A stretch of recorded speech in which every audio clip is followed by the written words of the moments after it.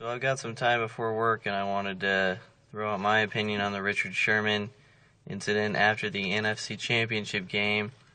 Um, I don't think it was classless in the slightest. The only problem I have with it is that Erin Andrews was doing the interview. Erin Andrews can hold her own, but you should never, ever scream like that in a woman's face. To me, that's unacceptable.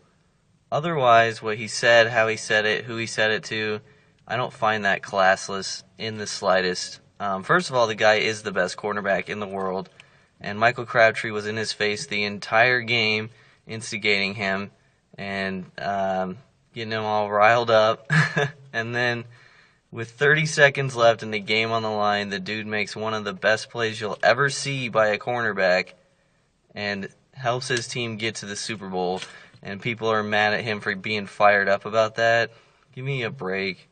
I didn't think it was classless at all for him to be that fired up. Like I said, he shouldn't be screaming in Erin Andrews' face, but like if Stuart Scott was doing that interview, I would have no problem with any part of what he did. Like I said, the guy can back it up, and he made one of the best plays you'll ever see by a cornerback that sealed his team's NFC Championship. I have no idea why so many people are calling him classless. Some people are calling him a thug. And what I wanted to relate this to, most of all, was this current state of Bronco fans.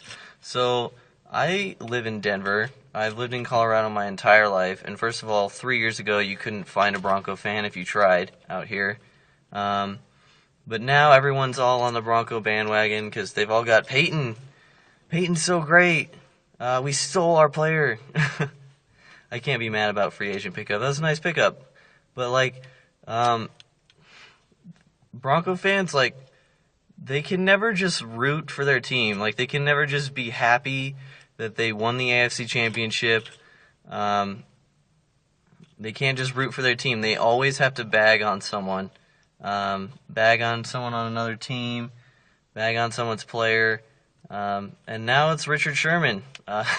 Bronco fans have never had a problem with the Seahawks. They've never had gripe with the Seahawks ever, including the season. And now that they're playing them coming up and this whole Richard Sherman thing comes up, everyone in this city hates Richard Sherman all of a sudden. He's a classless thug because Peyton Manning in his smart-ass interview answers is so classy. But Bronco fans just, hate someone for no reason just because. They can't just root for Peyton Manning and their below-average receiving core. They have to go and bag on Richard Sherman now, even though they've never had any gripe with the Seahawks in the history of their existence. It's ridiculous.